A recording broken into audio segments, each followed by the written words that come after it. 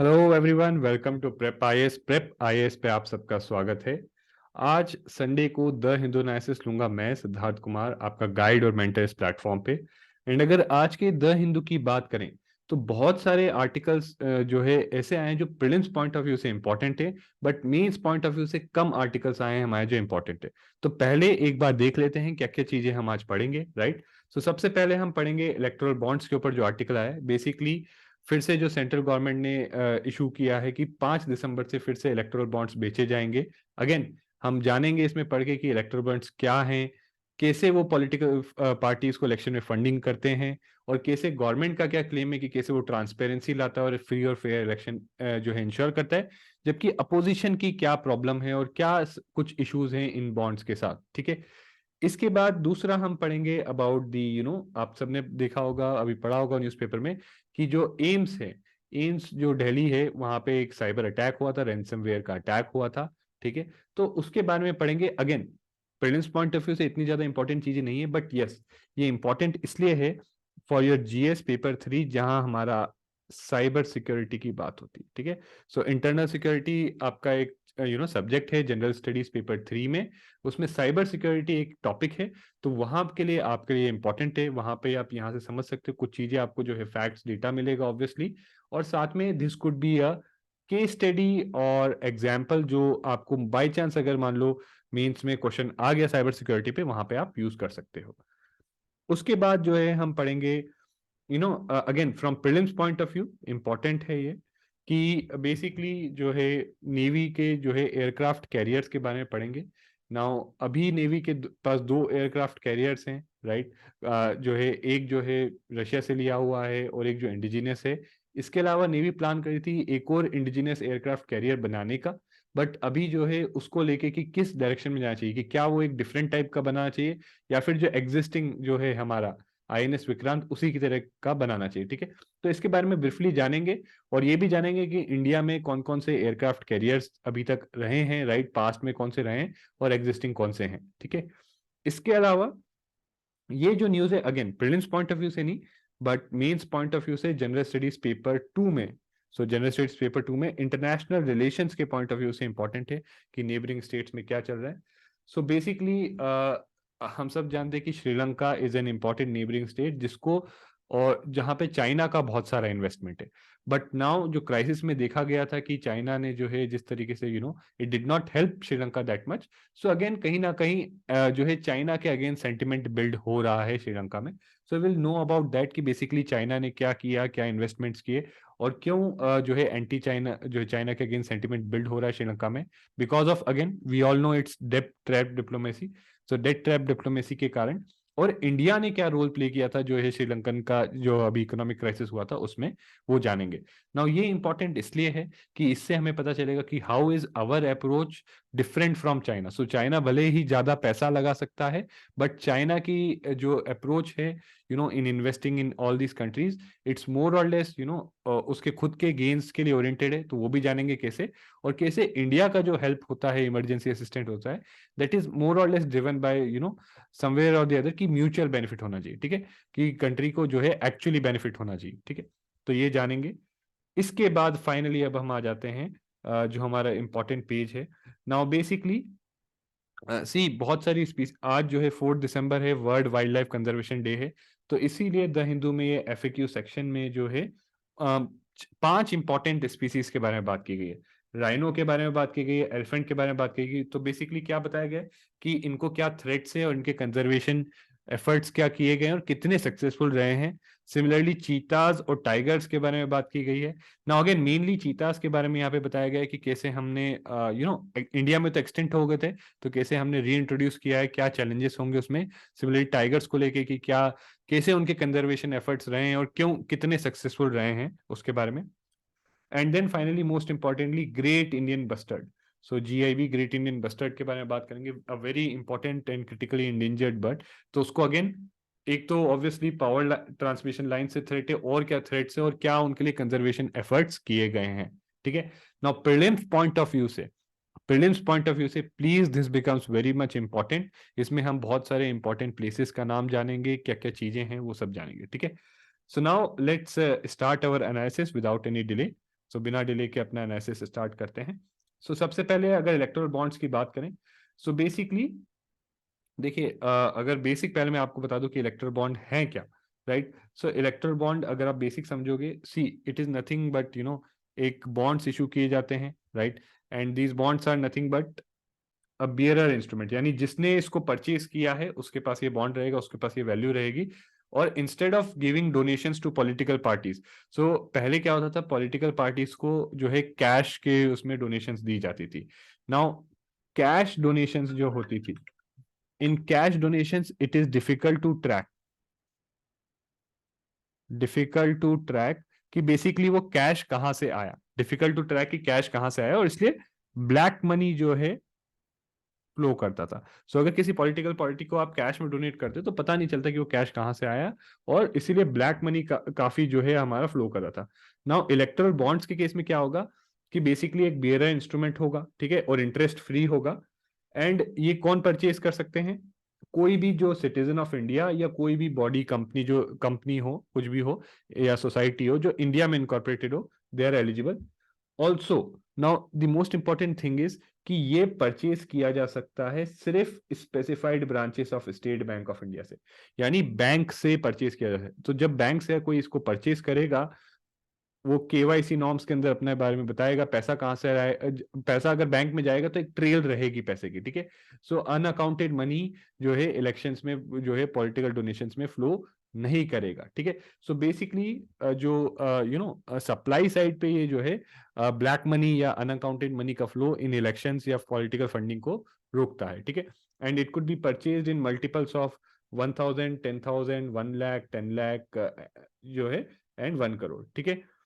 And also ये जो इसको परचेज करेगा, ठीक है, वो जब ही परचेज कर सकता है जब वो केवाईसी नॉर्म्स फिल करेगा और पेमेंट भी बैंक अकाउंट से, यानी कोई दूसरा बंदा भी अगर मान लो इन ब्रांचेस से कर रहा है तो पेमेंट उसको जो है बैंक अकाउंट से ही करनी है, जो है कैश में नहीं कर सकता, ठीक है। नाउ एक इंपॉर्टेंट चीज जिसके कारण इसको क्रिटिसाइज किया जा रहा है कि ये जो बॉन्ड है, जो जिस बंदे ने ये बॉन्ड खरीदे हैं, ठीक है, उसका नाम नहीं होगा। सो पेई का नाम नहीं होगा, ठीक है। सो बेसिकली सिंपल चीज है, this is person A and say this is a political party X. तो पहले पेमेंट करना होता था तो कैश फॉर्म में करते थे, तो इस पर्सन ए के पास ये कैश कहां से आया नहीं पता, ठीक है। और इनके पास भी जाता है तो इसका भी कोई ट्रैक नहीं रहता, ठीक है। सो ना ये ट्रैक है कि इसके पास कैश कहां से आया, ना इनके पास ट्रैक रहता है कि ये कैश ये कैसे यूज करें, ठीक है। बट अब यहाँ पे बॉन्ड्स में क्या होगा, पर्सन ए जाएगा एसबीआई की ब्रांच में, वहां से इलेक्टोरल बॉन्ड लेगा, तो उसके पास जो भी पैसा होगा, अगेन कैश यूज नहीं करेगा, कैश नहीं यूज करेगा, अपने ही बैंक अकाउंट से पे करके इलेक्टोरल बॉन्ड लेगा, और ये इलेक्टोरल बॉन्ड फाइनली वो जो है जो पॉलिटिकल पार्टी एक्स है उसको देंगे। तो अगेन यहाँ पे जो है कैश का यूज या ब्लैक मनी का यूज होना जो है बहुत कम हो जाता है, क्योंकि ये जो सारा जो है बैंकिंग चैनल के थ्रू पैसा लिया जाएगा और केवाईसी नॉर्म्स इसमें फॉलो किए जाएंगे, ओके। बट यस, ये जो इलेक्टोरल बॉन्ड है इस पे ए का नाम नहीं होगा। सो इससे इशू क्या है, इससे इशू बेसिकली ये है कि जो है अनोनिमस डोनेशंस हो सकती है। सो पॉलिटिकल पार्टीज को जो लोग डोनेट कर रहे हो पता नहीं होगा कि कौन उनको पैसा डोनेट करें, ठीक है। सो ये एक कॉज ऑफ कंसर्न है। ऑल्सो जो इलेक्टोरल बॉन्ड है इनकी लाइफ सिर्फ 15 दिन की होगी। सो ऐसा नहीं है कि आप इलेक्टोरल बॉन्ड लेके रख लो, है ना। आप इलेक्टोरल बॉन्ड लोगे और उसको 15 दिन में जो भी आप पॉलिटिकल पार्टी को देना है दे दो, उनको इनकैश कराना होगा, राइट। एंड ऑल्सो इस सबसे बड़ी बात यह है, इन बॉन्ड्स का यूज उन्हीं पॉलिटिकल पार्टी को डोनेशन करने के लिए यूज किया जा सकता है। It can be used only to donate to those political parties which are registered firstly under section 29A of RP act, यानी जो रजिस्टर्ड है, right. And which have secured, ऐसी parties which secured not less than 1% of votes polled in the last general election to the house of people और legislative assembly. यानी ऐसा नहीं है कि आप इलेक्टोरल बॉन्ड लेके किसी भी एरी गेरी पॉलिटिकल पार्टी को आप जो है डोनेट कर सकते हो। सिर्फ उन्हीं पॉलिटिकल पार्टीज को आप डोनेट कर सकते हो जो पहली चीज रजिस्टर्ड हैं under section 29A of registration of People's Act, and दूसरी चीज जिन्होंने जो है लास्ट जो है जनरल इलेक्शन हुआ है, चाहे लोकसभा का हुआ हो या लेजिस्लेटिव असेंबली का हुआ हो, उसमें उन्होंने लेस देन 1% वोट्स जो है which have not secured less than, यानी 1% वोट से ज्यादा वोट्स हों उनके, ठीक है। सो उन्हीं को डोनेशन हो सकता है, ठीक है। एंड अब देखो पॉलिटिकल पार्टी को भी बॉन्ड मिला, तो ऐसा नहीं है कि पॉलिटिकल पार्टी बॉन्ड को कहीं भी यूज कर सकती, नहीं, सिर्फ डेजिग्नेटेड बैंक अकाउंट में डाल के ही इनकैश कर सकती है, ठीक है। सो बॉन्ड का दोनों तरफ से जो है ट्रैक रहता है, बट यस, एक चीज जिस चीज का ट्रैक नहीं है वो ये है कि बेसिकली किस पर्सन ने वो बॉन्ड दिया है, ठीक है। सो ये कॉज ऑफ कंसर्न है। सो और दूसरी एक और चीज है, देखो ओरिजिनली ये एनविसाज किया गया था, ओरिजिनली ये सोचा गया था कि बेसिकली ये जो पॉलिटिकल जो इलेक्टोरल बॉन्ड्स हैं, ठीक है, ये 10 दिन अवेलेबल रहेंगे, जनवरी अप्रैल जुलाई और अक्टूबर में 10 दिन के लिए, और एडिशनल 30 डेज पीरियड जो सेंट्रल गवर्नमेंट जो है जनरल इलेक्शन के लिए स्पेसिफाई कर सकती है, ठीक है। सो ओरिजिनली ये था कि भाई इन्हीं टाइम्स में, इन्हीं लिमिटेड टाइम पीरियड के लिए आएगा। बट अब क्या हो रहा है और क्यों न्यूज में है कि बेसिकली गवर्नमेंट जो है ये फॉलो ना करके रैंडमली इलेक्शन के पहले ही कभी भी इलेक्टोरल बॉन्ड की स्कीम निकाल दे रही है। जैसे अब यहाँ पे आप देख सकते हो, सो जनवरी 1 to 10, अप्रैल 1 to 10, ठीक है, जुलाई 1 to 10, ठीक है, यहां तक तो ये फॉलो किया गया। अक्टूबर 1 to 10 ये भी ठीक है, बट फिर अक्टूबर के बाद अक्टूबर 9 to 15 और दिसंबर 5 to 12, ठीक है। सो ये दो चीजें जो हैं, ये again this is not for general election, ये तो स्टेट इलेक्शन से पहले जो है ये इलेक्टोरल बॉन्ड की विंडो ओपन की गई है। तो कहीं ना कहीं इससे जो है एक जो अपोजिशन में है वो लोग बोल रहे हैं कि बेसिकली कहीं ना कहीं इसका यूज किया जा रहा है by the ruling party to get benefit in the state elections. जो सेंटर में रूलिंग पार्टी है वो इसका यूज कर रही है to get benefit in state elections, ठीक है। So again this is a cause of concern. बाकी सारी चीजें तो मैं आपको बता ही चुका हूँ कि डोनर्स इससे फंड कैसे कर सकते हैं, ठीक है, और कौन सिर्फ उन्हीं किन पॉलिटिकल पार्टीज को दिया जा सकता है, ठीक है, and where it could be through specified branches आप ले सकते हो। सो ऑल दीज थिंग्स जो है आपको बता दी गई। नाउ अगेन ये पॉइंट्स इंपॉर्टेंट है इलेक्टोरल बॉन्ड्स के बारे में याद रखना, क्योंकि इट बिकॉज इसके ऊपर इलेक्टोरल बॉन्ड्स पास्ट में भी न्यूज में रहे हैं, throughout the year news में रहे हैं। So there is a possibility कि आपको प्रीलिम्स में एक इलेक्टोरल बॉन्ड पे क्वेश्चन आ जाए जहां किसी फीचर को लेके आपसे पूछा जा सकता है। सो that's why it is important कि आप ये सारे फीचर्स जो आपको यहाँ पे बताए हुए हैं इलेक्टोरल बॉन्ड्स के, please do keep that in mind, ठीक है। नाउ नेक्स्ट टॉपिक आ जाते हैं एम्स पे, जो अगेन ब्रीफली बता देता हूं मैं आपको क्या। सो एम्स पे जो अटैक हुआ था, रैंसमवेयर अटैक हुआ था एम्स दिल्ली पे, राइट, जिसमें उसके हॉस्पिटल के जो है सर्वर्स डाउन हो गए थे, ओके। सो बेसिकली हॉस्पिटल के सर्वर्स और ई सर्विसेज डाउन हो गई थी। नाउ ये अटैक को अब जो है probe, so security agencies probe तो कर रही हैं, but it has approached Ernst and Young, एक third party, it has approached a third party to examine if they found any vulnerabilities in the system when they audited so एक third party को बुलाया गया है ये देखने के लिए कि पास्ट में जब इसका ऑडिट किया गया था तो क्या तब कोई वल्नरेबिलिटीज पता चली थी या नहीं, ताकि इससे पता चलेगा कि अगर वल्नरेबिलिटीज पता चली थी तो उस पर एक्शन क्यों नहीं लिया गया, ठीक है। सो अगेन देखो यहाँ पे एक चीज समझने की बात है, सी वाई गवर्नमेंट को ऐसी क्यों नीड पड़ रही है कि उसको एक एक्सटर्नल प्राइवेट एजेंसी का यूज करना पड़ रहा है to audit a cyber security system, ठीक है, a cyber security incident. It is because again and which is a problem and this is the problem जो हमारे साइबर सिक्योरिटी में प्रॉब्लम यही है। So this is the problem with our cyber security कि हमारे पास जो है खुद के गवर्नमेंट के पास ट्रेन्ड साइबर सिक्योरिटी प्रोफेशनल्स नहीं है, ठीक है, ट्रेन्ड साइबर सिक्योरिटी प्रोफेशनल्स नहीं है और कैपेबिलिटी नहीं है, ठीक है। सो गवर्नमेंट के पास ये नहीं है, जबकि आज की डेट में साइबर थ्रेट्स आर इंक्रीजिंग और यही एक जो है सबसे बड़ा ड्रॉबैक है, ठीक है। और ये एक आप एग्जांपल देके हाईलाइट कर सकते हो। So this is what government has to work on. See government can not always rely on external and third party agencies, कभी कभी गवर्नमेंट को खुद की कैपेबिलिटी डेवलप करनी होगी, ठीक है। सो अर्नस्ट एंड यंग जो है थर्ड पार्टी है, इट विल कंडक्ट ऑडिट इसके सिस्टम का कि भाई क्या चीजें थी कि क्यों ऐसा इंसिडेंट हुआ, राइट। एंड ऑल्सो एक और चीज यहाँ पे जो है जो पॉइंट आपको जानना चाहिए, सी बेसिकली जो इन्वेस्टिगेटर्स अभी जो क्या सस्पेक्ट कर रहे हैं कि ये अटैक कहाँ से हुआ है, व्हाट इन्वेस्टिगेटर्स आर सस्पेक्टिंग कि ये attack basically it is a state sponsored attack from neighbouring country, and neighbouring country most probably what it would be, but again जब तक फाइनल नहीं होता तब तक हम बोल नहीं सकते, ठीक है।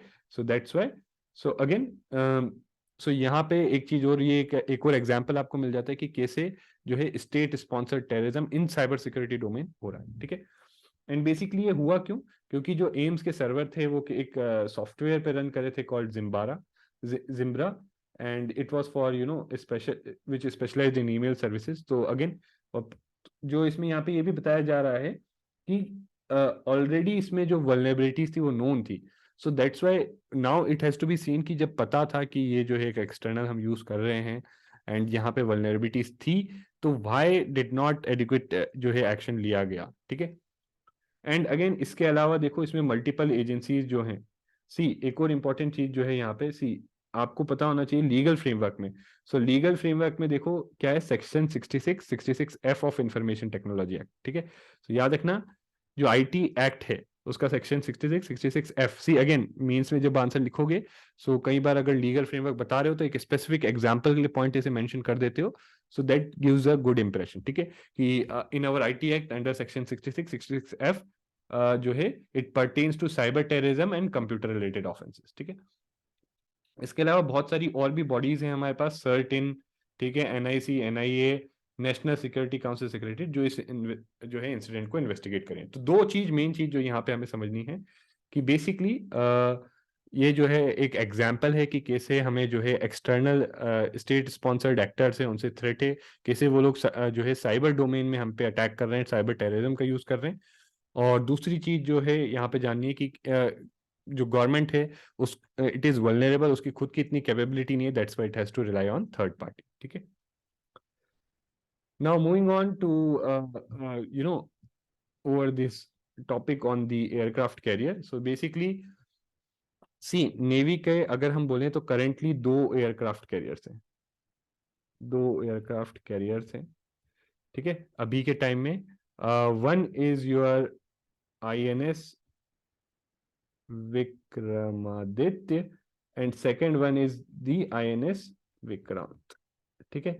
Now I would like to ask you कि बेसिकली INS विक्रांत तो इंडिजिनस है, indigenous IAC, indigenous aircraft carrier, यानी जो है विद इन इंडिया ही पूरा डेवलप किया गया है. ठीक है.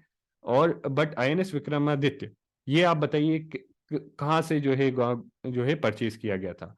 और इससे पहले जो है और भी थे. सो पास्ट इससे पहले जो दो और एयरक्राफ्ट थे इंडिया के पास जिनको डीकमीशन कर दिया गया है. सो सबसे फर्स्ट वन जो आफ्टर इंडिपेंडेंस था वो था INS विक्रांत इटसेल्फ, बट वो डोमेस्टिकली मैन्युफैक्चर नहीं किया गया था, वो जो है ब्रिटेन से लिया गया था, उसका नाम हरक्यूलिस था, उसको फिर जो है रिक्रिस्टेन किया गया INS विक्रांत. सेकेंड था INS विराट, अगेन वो HMS हर्मिस था, अगेन ब्रिटेन से लिया गया था और जो है फिर उसको जो है यूज कर रहे थे. बट दोनों ये जो है पहला वाला INS विक्रांत वो इंडिजिनस नहीं था, जो ओरिजिनली सबसे पहले हमने आफ्टर इंडिपेंडेंस लिया था INS Vikrant, it was not indigenous. और सेकंड वन जो है INS विक्रांत ये बेसिकली ब्रिटेन से लिया गया था और ब्रिटेन में इसका नाम था हरक्यूलिस और दूसरा था INS विराट. ये पास्ट के हैं, ये दोनों डीकमीशन कर दिए गए. HMS हर्मिस अगेन ब्रिटेन से लिया गया था. ठीक है. HMS हर्मिस, ठीक है, दोनों को डीकमीशन कर दिया गया. ठीक है. नाउ अगेन अभी बेसिकली उसमें ये बताया गया है कि ओके नाउ अब सी एक सबसे बहुत बड़ा अचीवमेंट होता है कि एक इंडिजिनस कैपेबिलिटी डेवलप करना है ना, कि एयरक्राफ्ट इंडिजिनसली मैन्युफैक्चर करना. It is an example of आत्मनिर्भर. ठीक है. वी आर बिकमिंग आत्मनिर्भर इन अवर डिफेंस नीड्स, इन अवर नेवी नीड्स. ठीक है. नाउ अब जो है बेसिकली नेवी का प्लान था, ये तो एक हो गया, बट एक और जो है हम लोग जो है इंडिजिनसली एयरक्राफ्ट कैरियर डेवलप करेंगे which is known as IAC-2. But now यहाँ पे चॉइस है. नाउ नेवी इज थिंकिंग कि बेसिकली क्या करें, या तो एक और भी बड़ा जो है न्यू टाइप का और बिगर एयरक्राफ्ट कैरियर बनाए या फिर INS विक्रांत टाइप का हम करें. ठीक है. So now navy is thinking कि वी शुड रादर, क्योंकि एक ऑलरेडी बना लिया यहाँ एक्सपर्टीज है, वी शुड जो सेकंड इंडिजिनस एयरक्राफ्ट कैरियर भी होना चाहिए, it should be on the lines of INS Vikrant. ठीक है. एंड सी एक और चीज यहाँ पे just a point, factual point जो आपको याद रखना चाहिए कि एक और टेक्नोलॉजी होती है catapult assisted take off and but assisted recovery, ये एयरक्राफ्ट कैरी में होती है. तो दिस वाज एनविसाज्ड कि ये जो है IAC-2 में होगा. ठीक है. सो अगेन कुछ पॉइंट्स होते हैं general, but mostly prelims point of view से आपको पता होना चाहिए कि सबसे पहला वाला विक्रांत है, राइट. सबसे पहली एयरक्राफ्ट कैरियर विक्रांत थी, ब्रिटेन से लिया गया था जिसका नाम हरक्यूलिस था, राइट. फिर दूसरा INS विराट, HMS हर्मिस, तीसरा INS विक्रमादित्य, ये लिया गया था रशिया से. ठीक है. और जो है चौथा जो अभी हमारा है, अभी रिसेंटली कमीशन किया गया INS Vikrant, again with the same name to its the predecessor. ठीक है. Next is regarding the Chinese, Chinese investments in Sri Lanka and the role of China during the Sri Lankan economy. So I hope आप सबको पता होगा recently Sri Lanka में एक economic crisis हुआ था. वो इकोनॉमिक क्राइसिस क्या था? Basically it was a BOP crisis, जहां पे श्रीलंका के पास इतने डॉलर्स नहीं थे. It did not have sufficient dollars नहीं थे to purchase. It did not have sufficient dollars to purchase its जो भी एसेंशियल नीड्स थी, जैसे फूड हो गया, एसेंशियल परचेज, और rather better term would be here, rather it did not have sufficient dollars to import essential goods, जिसके कारण essential goods का शॉर्टेज हो गया श्रीलंका में, और बहुत सारे जो है इन्फ्लेशन बहुत हाई हो गया और लोगों को बहुत सफर करना पड़ा. नाउ जब इस क्राइसिस की ये क्राइसिस हुआ, सी इन जनरल इससे पहले ये क्राइसिस था, बट इससे पहले हम देखें तो चाइना का बहुत सारा ह्यूज इन्वेस्टमेंट है. ठीक है, सो चाइना का बहुत ज्यादा ह्यूज इन्वेस्टमेंट है, राइट, श्रीलंका में, and specially under belt and road initiative. So please tell me, belt and road initiative में कौन सा मेजर पोर्ट है जहां पे चाइना ने श्रीलंका में इन्वेस्ट किया है? Please tell me in the comments. और वो जो मेजर पोर्ट में इन्वेस्ट किया था, ठीक है, इवेंचुअली हुआ क्या?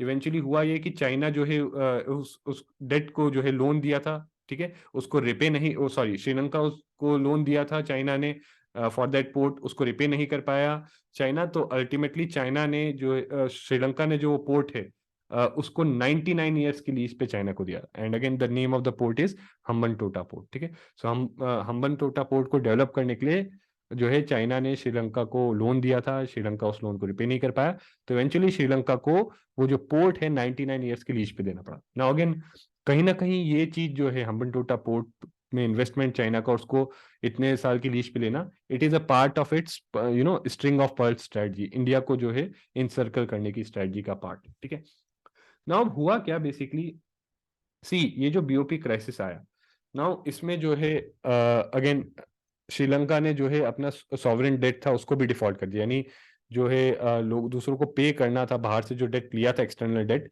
जो है वो पे करना था, उसको भी डिफॉल्ट कर दिया क्योंकि इतना पैसा ही नहीं था, right.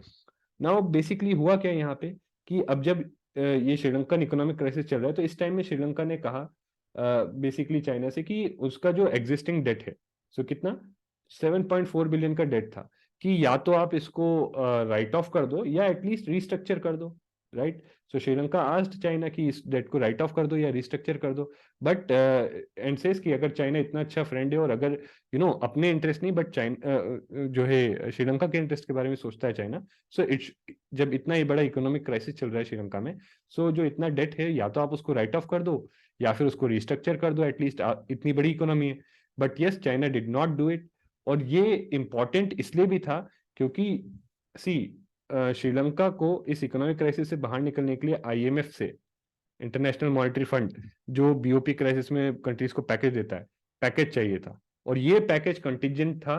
This package was contingent on the fact, so again basically it was contingent on the fact कि जो दूसरी लेंडर कंट्रीज हैं whether they restructure their debt to Sri Lanka और नॉट. ठीक है, और इस केस में जो है नहीं किया, right. So that's why it was something which created an anti-China sentiment, and there this Tamil MP again, it's not in the Sri Lankan parliament, he said that कि basically ये anti-China sentiment है, it can manifest in form of China Go Home campaign. So China Go Home campaign के type से manifest हो सकता है. Now यहाँ पे एक और चीज जानने की बात है कि इन जनरल अगर हम टाइज की बात करें श्रीलंका और चाइना की, सो देखो जो श्रीलंका है, irrespective of whichever government is in, किसी भी की गवर्नमेंट हो, इन जनरल उनके चाइना के साथ अच्छे रिलेशन रहे. Now this is in contrast to Maldives, जहाँ की करंट गवर्नमेंट जो है ओपनली परस्यू करती है इंडिया फर्स्ट फॉरेन पॉलिसी. ठीक है, so it pursues openly India first foreign policy. ठीक है, बट ऑब्वियसली जैसे मैंने आपको बताया, पब्लिक जो श्रीलंका में अब पब्लिक परसेप्शन है चाइना का, अब वो बहुत नेगेटिव बन रहा है, specially after all these things that have happened, right. And although एक और चीज है कि चाइना ने बहुत सारी असिस्टेंस प्रोवाइड की थी पेंडेमिक के दौरान राइट, मेडिकल सप्लाईज और उसमें। But again now in times of economic crisis जो हेल्प नहीं की है, सो that is a cause of concern, ठीक है। नाउ इंडिया ने क्या किया है, इंडिया ने इस इकोनॉमिक क्राइसिस में कैसे हेल्प किया है? सो इंडिया ने नियरली $4 बिलियन की हेल्प जो है दी है, ठीक है, श्रीलंका को। In this time of economic crisis India has given a help of $4 billion and main source of emergency assistance, ठीक है। सो इंडिया ने जो है ये डॉलर स्ट्रैप्ड यानी बीओपी क्राइसिस में जो है main source of emergency assistance दिया है श्रीलंका को इंडिया ने।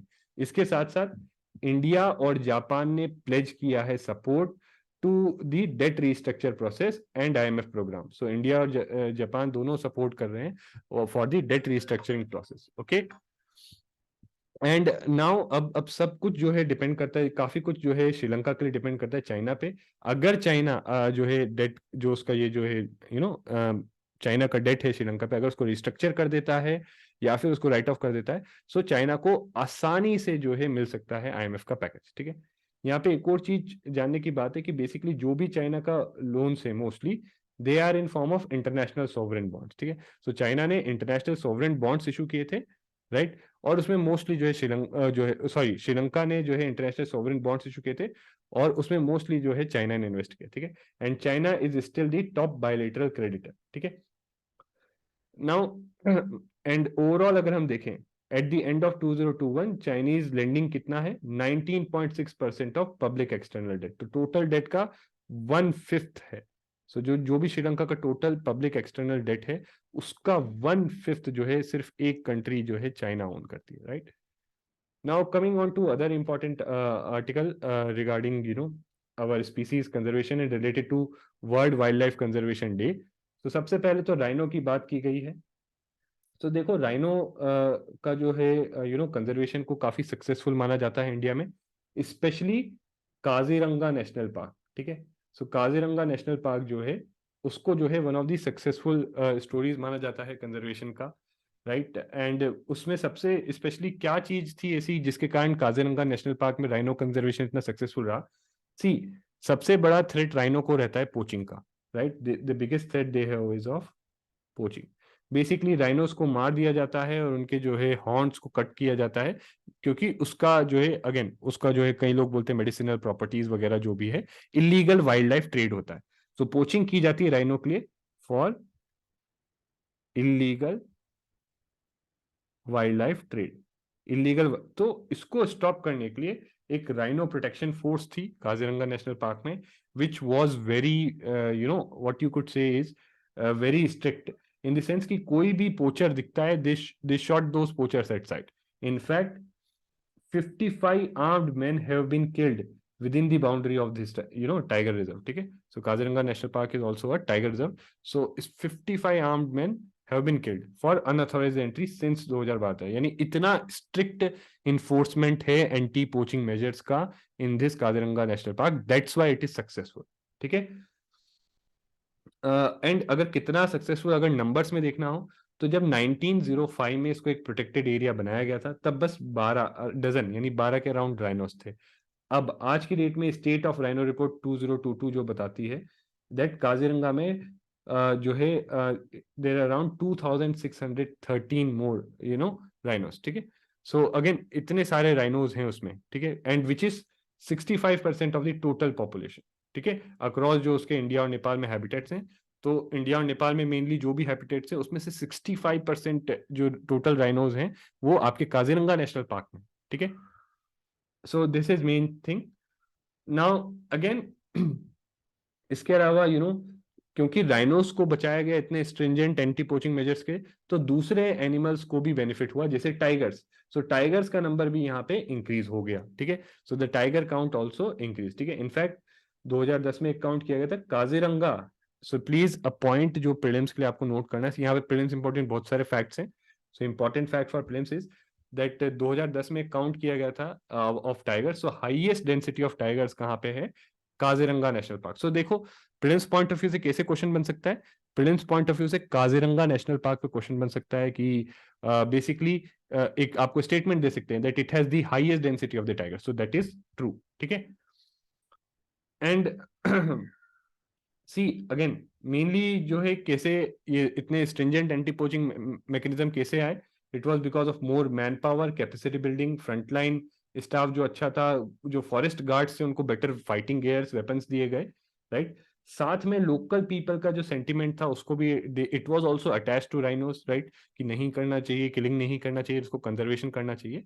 सो दैट्स व्हाई ये थ्रेट जो है, जो पोचिंग का थ्रेट था, उसको हम रोक पाए, ठीक है। इनफैक्ट बट स्टिल अभी भी ऐसा नहीं सोच सकते हम कि भाई थ्रेट खत्म है, अभी भी थ्रेट है।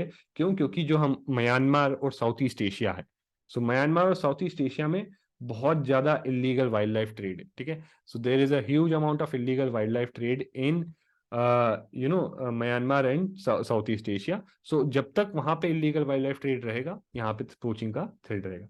इसके अलावा alien invasive plant species is also a threat. ये थ्रेट क्यों है? क्योंकि बेसिकली ये जो ग्रासलैंड हैबिटेट्स हैं, सो जिन ग्रासेस पे राइनोज आप देख रहे हो, दे ग्रेज ऑन देम और खाते हैं, तो उन्हीं ग्रासेस को जो है ये alien invasive species now they are posing threat, so that is also now becoming a bigger threat than poaching, ठीक है। नाउ ये तो राइनोस की बात हो गई। अब राइनोस के बाद आपका आता है, नेक्स्ट आते हैं एलिफेंट्स, ठीक है। सो एलिफेंट्स की बात कर रहे हैं, so again India is home to 60% of Asian elephants. So 60% of Asian elephants are in India. जो लास्ट काउंट 2017 में किया गया था उसके अकॉर्डिंग 29,964 एलिफेंट्स थे। Now as an species it is listed as endangered on IUCN red list, ठीक है, और schedule 1 of wildlife protection act, ठीक है।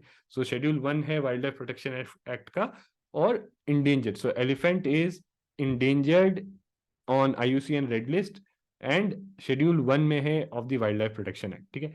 Please do go and look it up कि शेड्यूल 1 में होने का मतलब क्या होता है। It means highest level of protection in the under the law, under the wild life protection act, ठीक है। हाईएस्ट लेवल ऑफ प्रोटेक्शन होता है, जो भी species wildlife protection act में शेड्यूल 1 में है, they get the highest level of protection, ठीक है। And what are the challenges now? अब बेसिकली एलिफेंट क्यों थ्रेटेंड है, या एलिफेंट को क्या इश्यूज हैं, क्या थ्रेट्स हैं? सो पोचिंग तो होता ही है, एलिफेंट को मारा जाता है, क्यों? उनके टस्क के कारण, उनके जो वो होते हैं आइवोरी टस्क, उसका आइवोरी वगैरह ये जो है इसका ट्रेड होता है, again illegal wildlife trade, ठीक है, उसके लिए पोच किया जाता है। दूसरा जो अब एक मेजर चीज आ रहा है, ह्यूमन एनिमल कॉन्फ्लिक्ट, ठीक है। So human animal conflict, elephant conflict देखा जा रहा है। कई बार हम देखते हैं कि elephant stay in the farm areas and all, और ये इसलिए हो रहा है क्योंकि बेसिकली अब जो है एलिफेंट्स इतने सारे हैं, और कई बार फार्म एरियाज जो है या ह्यूमन जो है एरियाज हैं, वो जो है come in contact with the elephant reserves and all, ठीक है। इसके अलावा एक और चीज हम देख रहे हैं कि इसमें जो कॉन्फ्लिक्ट हुए हैं, ह्यूमंस भी मारे गए and around 100 elephants are killed. इसके अलावा एक इंपॉर्टेंट पॉइंट जो आपको, अगेन फैक्ट फॉर प्रीलिम्स ये है कि एलिफेंट पॉपुलेशन जो है इवनली डिस्ट्रीब्यूटेड नहीं है। मेजर पॉपुलेशन कहाँ है? साउथ इंडिया में। कहाँ? कर्नाटका, केरला और आंध्र प्रदेश और तमिलनाडु में। कर्नाटका, केरला, आंध्र प्रदेश और तमिलनाडु में मेजर पॉपुलेशन। एक और प्रॉब्लम क्या है एलिफेंट? तो पोचिंग एक प्रॉब्लम है, ह्यूमन एलिफेंट कॉन्फ्लिक्ट दूसरी प्रॉब्लम है, थर्ड प्रॉब्लम ये है आपकी fragmentation of habitats and construction of linear and power infrastructure. So basically जो एलिफेंट होते हैं, सो उनका जो भी हैबिटेट जिस भी एरिया में रहते हैं, ऐसा नहीं they require a large area to live, but ये हैबिटेट्स क्या हो रहे हैं? फ्रेगमेंट हो रहे हैं। क्यों ये फ्रेगमेंट क्यों हो रहे हैं? These are being fragmented because of construction of railways and roadways and power infrastructure. तो जैसे मान लो ये एक एलिफेंट रिजर्व है, एक हैबिटेट है उसका। अब कई बार क्या होता है, इसके बीच में से आपने वो रोड या फिर आपने रेलवे निकाल दी। अब आपने कई बार देखा होगा रेल जो है ट्रेन से एक्सीडेंट होता है और ट्रेन से कोलाइड करते हैं एलिफेंट और they lose life, right, because see elephants do not know कि भाई यहाँ से ऐसे ट्रेन आ रही होगी, ये होगी, ठीक है। And this leads to fragmentation of habitat, और साथ में जो है एलिफेंट डेथ होती है because of collision with train and all, ठीक है। Plus change in land use, जो मैंने आपको बताया कि बहुत सारे फॉरेस्टेड एरियाज अब एग्रीकल्चर के उसमें लाए जा रहे हैं, तो ऑब्वियसली जो फॉरेस्टेड एरिया था उसमें एलिफेंट रहते हैं, बट अब उसको क्लियर करके एग्रीकल्चर के उसमें लाए तो there would be more conflict. और इनको प्रोटेक्ट करने के लिए प्रोजेक्ट एलिफेंट 1992 में लॉन्च किया गया था, राइट, जिसके अंदर एलिफेंट रिजर्व्स बनाए गए थे। एंड बेसिकली एलिफेंट रिजर्व की सिर्फ एलिफेंट को ही नहीं बचाना, बट उनके पूरे एरिया को बचाना, right, this was the philosophy. And the latest, again important fact for prelims, जो लेटेस्ट एलिफेंट रिजर्व है, सो कितने हैं? 32 हैं। Latest addition is Agasthyamalai elephant reserve. ठीक है, आप प्लीज बताइए कहाँ है, please tell me where it is located. ठीक है, please tell me where it is located in comments. Agasthyamalai elephant reserve 2022 में it is the latest addition. With this we have 32 elephant reserve. ठीक है, इसके साथ साथ एलिफेंट कॉरिडोर्स भी बनाए जा रहे हैं। सो ऐसे जो, जैसे यहाँ पे हैबिटेट फ्रेगमेंट हो गई, अब ये दो फ्रेगमेंटेड है, अब इनको जोड़ने के लिए क्या किया जा रहा है, ऐसा कुछ कॉरिडोर बनाया जाएगा। ठीक है, जिसमें जिसके थ्रू एलिफेंट यहाँ से यहाँ जा सके, यहाँ से यहाँ जा सके। ठीक है, so these are being made. So linear narrow habitat linkages, so elephant corridors are linear narrow habitat linkages. So far अभी तक 101 elephant corridors have been identified which are to be secured for conservation of elephants. ठीक है, सो अब ये तो बात हो गई एलिफेंट और राइनो की। अब चीता और टाइगर की अगर बात करें, सो यू ऑल नो कि हम वी आर ट्राइंग टू री चीताज इंडिया में एक्सटेंट हो गए थे, अब उनको री इंट्रोड्यूस करने की कोशिश की जा रही है। कैसे? नाम्बिया, नाम्बिया से चीताज लाए जा रहे हैं, और it is the first intercontinental transfer of wild cats. ठीक है, into in country since independence. और कहाँ पे लाए जा रहे हैं?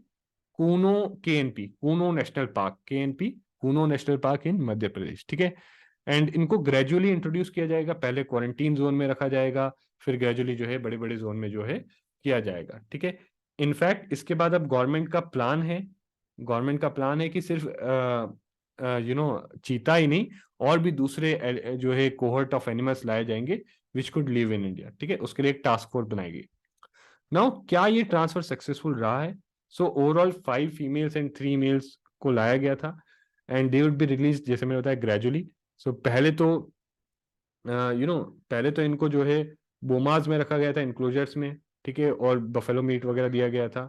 फिर बोमाज से जो है इनको ग्रेजुअली जो है लार्जर इंक्लोजन, छोटे से बड़े इंक्लोजर में डाला गया है। फिर ग्रेजुअली इनको जो है रिलीज किया जाएगा वाइल्ड में। ठीक है, are moved inside the larger enclose. ठीक है, एंड ऑल्सो इनको रेडियो कॉलर्ड टैग लगाए गए हैं ताकि इनको ट्रैक कर सकें। ठीक है, एक डेडिकेटेड ट्रैकिंग टीम है हर किसी के लिए। सो बहुत ही डिटेल्ड एफर्ट्स लिए जा रहे हैं टू सी वेदर ये जो एक्सपेरिमेंट किया गया है, या ये जो एफर्ट लिया गया है चीतास को फ्रॉम नाम्बिया से लाके इंडिया में जो है कूनो केएनपी नेशनल पार्क में लाने का, दैट इट बिकम सक्सेसफुल। ठीक है, and see now this is the reason कि भाई ऐसा क्यों कर रहे हैं कि चीतास को अफ्रीका के बाहर क्यों? See it is for to ensure their survival. एक जगह पे अगर कोई भी स्पीसीज रह रही है, so their chances of extinction is greater. ठीक है, इंडिया में भी जैसे थे, they were hunted to extinction. ठीक है, so so that's why to ensure their survival they are being क्या किया जा रहा है कि उनको अलग अलग कॉन्टिनेंट में लिया जाए। इनफैक्ट एक और चीज यहाँ पे जो है सी इंडिया में जो है सी एक और डिफरेंट स्पीसीज होती है जो इंडिया में थी, एशियाटिक चीता था। ठीक है, जो अब आज के डेट में ईरान में, बट ये नहीं, see remember this point for prelims also, जो इंट्रोड्यूस किया गया है नाम्बिया से, see it is not Asiatic cheetah. Originally India में जो स्पीसीज थी वो थी एशियाटिक चीता, जो एक्सटिंक्ट हुई, ये अभी ईरान में पाई जाती है। ठीक है, नाउ और नाम्बिया का भी जो है, नाम्बिया खुद इटसेल्फ इज, जो कंट्री है, एफर्ट्स ले रहा है कि जो है इनको ब्रीड किया जाए, और फिर जो है अलग अलग जगहों पे जो है अलग अलग कॉन्टिनेंट्स वगैरह में, पार्ट्स ऑफ वर्ल्ड में सेंड किया जाए। ठीक है, including India. So this is a part of broader conservation effort for चीतास। ठीक है, बट एक इशू है। What is that issue? कि जो स्पेस है that is limited. So Kuno national park में सी चीता हो, लायन हो, टाइगर हो, all these are apex predators, all these are apex predators। now ये सारे apex predators हर एक का अपना खुद का एरिया होता है, बट अब एक ही जगह पे बहुत सारे apex predators होते हैं, so there it is a limited space for these predators to coexist। ठीक है, so इसलिए एक ही जगह पे इतने सारे apex predators नहीं हो सकते। ठीक है, so again it is expected कि हो सकता है कि KNP की जगह दूसरे और कोई नेशनल पार्क भी देखे जाए। नाउ टाइगर की बात की गई, सो टाइगर के केस में बोला जाता है India has the largest population of tigers in world. पहले ही बता दिया, काजीरंगा नेशनल पार्क में लार्जेस्ट डेंसिटी ऑफ टाइगर्स है। ठीक है, एंड टाइगर कंजर्वेशन में इंडिया का एफर्ट काफी सक्सेसफुल रहा है। ठीक है, so it has been one of the most successful. हर 4 साल में टाइगर सेंसस किया जाता है। लेटेस्ट जो सेंसस का एस्टिमेट है उसके अकॉर्डिंग इंडिया में 2967 टाइगर्स हैं। ठीक है, and it is increasing at the rate of 6% per annum। ठीक है, and also सी अगर हम देखें कि कितना सक्सेसफुल है, सो देखो 2006 में 1400 टाइगर्स ही थे, और this rose to 1706 in 2010 and 2226 in 2014, and अभी जो लेटेस्ट किया गया था सेंसस 2018 में, उसमें 2976। ठीक है, so this shows that it has been quite successful. ठीक है, एंड मेनली ये it shows the success of project tiger जो 1973 से चलाया जा रहा है, जिसमें डेडिकेटेड टाइगर रिजर्व्स जो है बनाए जा रहे हैं। ठीक है, और साथ में डेडिकेटेड टाइगर रिजर्व्स और एंटी पोचिंग मेजर्स लिए जा रहे हैं। इंडिया में 53 टाइगर रिजर्व्स हैं and latest being added early this year. Please tell me in the comments में बताइए कौन सा लेटेस्ट टाइगर रिजर्व जो इस साल अर्ली जो है ऐड किया गया था, राइट। बट यस, यहाँ भी प्रॉब्लम टाइगर के साथ क्या आ रहा है, increasing human and animal conflict. ठीक है, now moving on to the last topic for our news analysis, that is the conservation of or protection of great Indian bustard. So it is a very important species। ठीक है, और supreme court ने कहा है कि क्या इनको भी, क्योंकि these are literally on the verge of extinction. ठीक है, यू नो अराउंड हंड्रेड्स जो है, बहुत कम स्पीसीज बची हुई। ठीक है, बहुत कम इसके जो है नंबर ऑफ स्पीसीज जो इस स्पीसीज के नंबर ऑफ वो जो है एनिमल्स बचे हुए। ठीक है, सो जैसे प्रोजेक्ट टाइगर लाया गया था कि क्या हम इसी टाइप से इट इज क्रिटिकली इंडेंजर्ड जो है लाना चाहिए। मेन थ्रेट इनको ट्रांसमिशन लाइन है, बट उसके अलावा और भी थ्रेट्स है, तो देखेंगे हम वो सब क्या है। ठीक है, सो अगेन ये बेसिकली सुप्रीम कोर्ट ने ऐसा क्यों कहा, क्योंकि एक पिटीशन डाला गया था कि जो ट्रांसमिशन लाइंस ले डाउन की गई हैं, so that is a major threat, और इसके कारण ये स्पीसीज जो है they could go extinct.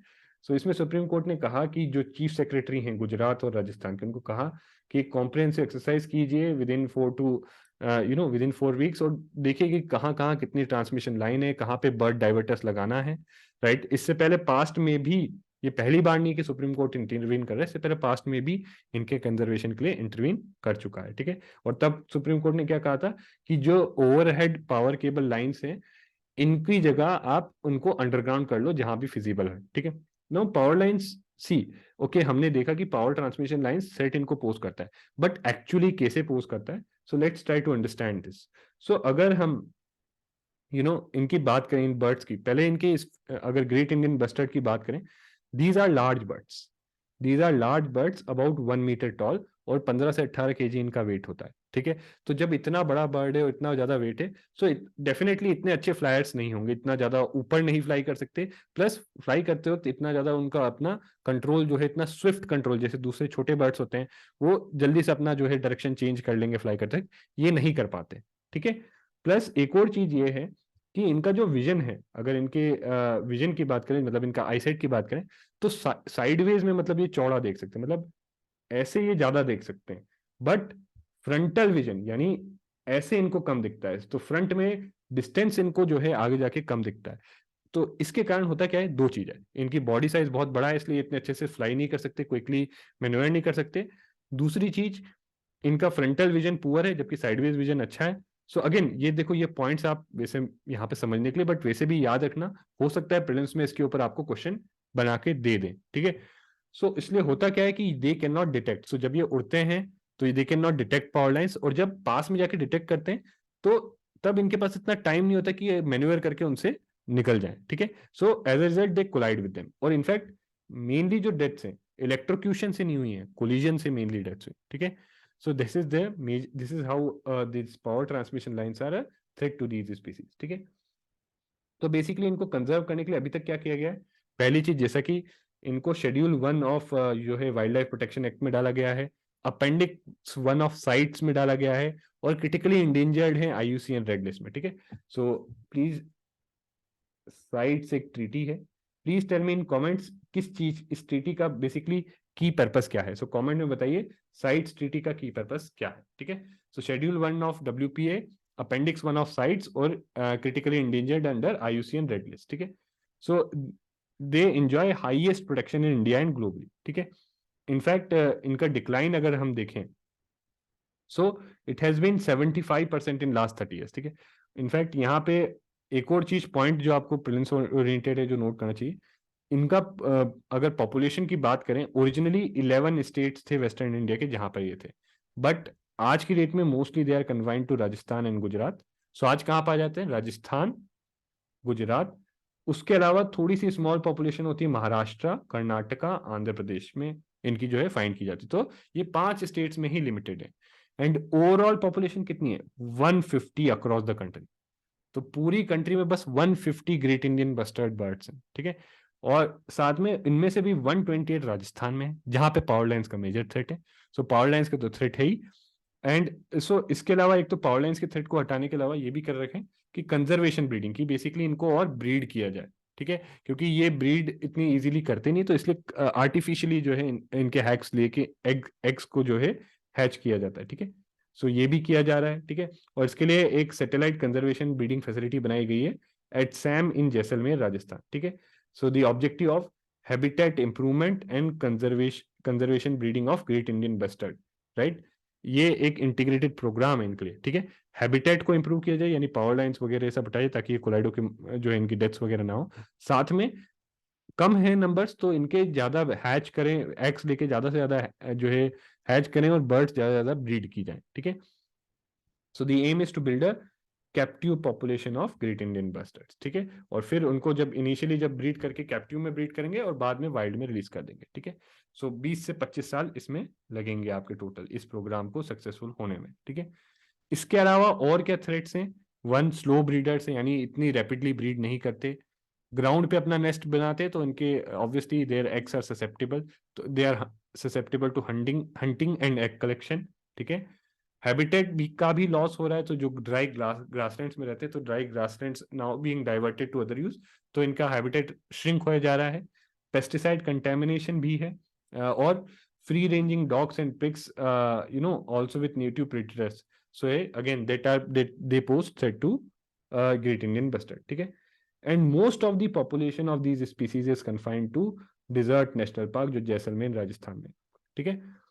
So again it is being said कि प्रोजेक्ट टाइगर जैसे एफर्ट शायद से काम ना आए, rather we need a community centric conservation for this species, ठीक है। So we need a community centric effort, ठीक है। So overall these were the things, please remember ये एफएक्यू वाला पार्ट जरूर, जो भी आपको फैक्ट्स बताए हैं just go through it again and again, ठीक है। जो भी नेशनल पार्क्स बताए हैं just look it up at map, एक बार मैप पे जरूर देखिए उसको, so that you get the impression, ठीक है। आपको समझ में आ जाएगा कौन सा नेशनल पार्क कहाँ पे लोकेटेड है, क्योंकि कई बार ये वाला पार्ट जो आपका है प्रीलिम्स ओरिएंटेड है, और प्रीलिम्स में हमने देखा है इन्वायरमेंट में, अगर बात करते हैं इन्वायरमेंट की, तो बहुत सारे क्वेश्चंस हमारे आते हैं इन्वायरमेंट में इसी टाइप के, ठीक है, कि नेशनल पार्क पूछ लिया या स्पीसीज के बारे में पूछ लिया। So with this is it for our today's daily news analysis. Thank you very much and see you again next time.